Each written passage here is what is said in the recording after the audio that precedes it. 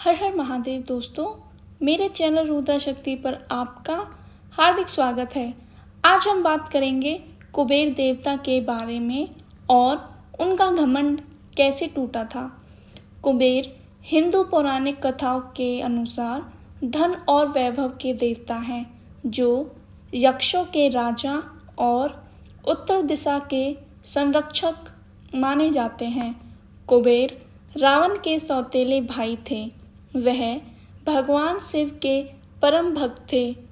उन्हें अक्सर एक बड़े पेट वाले बौने के रूप में चर्चित किया जाता है। कुबेर महादेव की तपस्या करते हैं।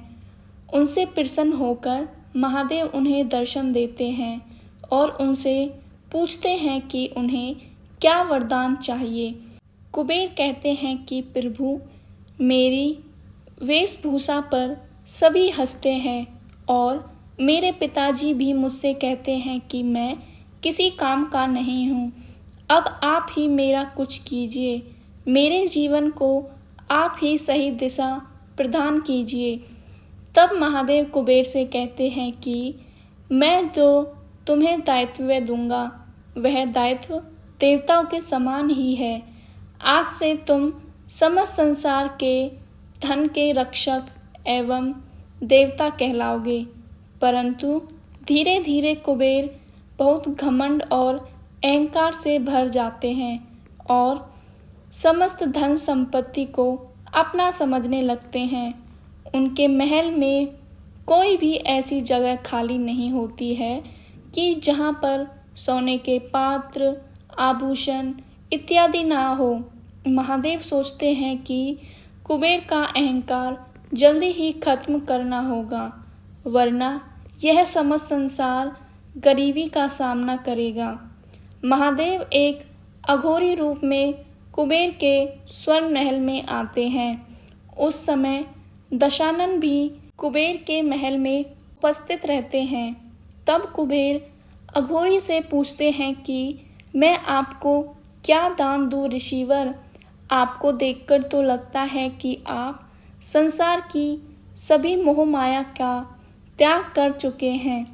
दशानन कुबेर से कहते हैं कि दान पूछकर नहीं दिया जाता है।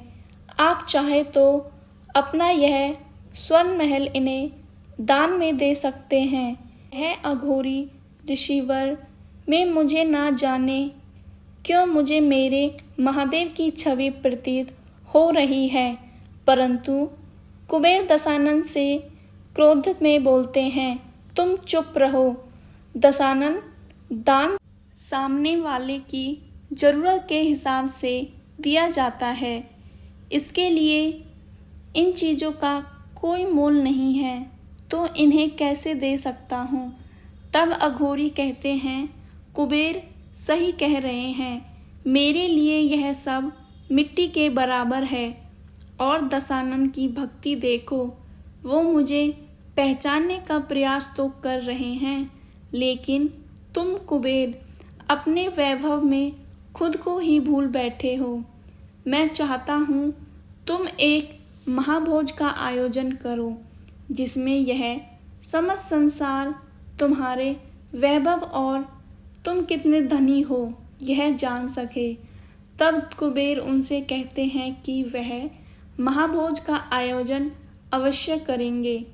अघोरी को जाते ही वह सोचते हैं कि अगर वह इतने बड़े महाभोज का आयोजन करेंगे तो उनका बहुत सारा धन नष्ट होगा। इससे अच्छा तो वह प्रसिद्ध व्यक्ति और देवताओं को बुला लेंगे, जिनसे उनका यश भी फैलेगा और उनकी चर्चा भी समस्त संसार में फैल जाएगी। इसीलिए जब वह महादेव को निमंत्रण देने पहुंचते हैं तो महादेव उनसे कहते हैं कि उनकी ओर से गणेश महाभोज के लिए आएंगे।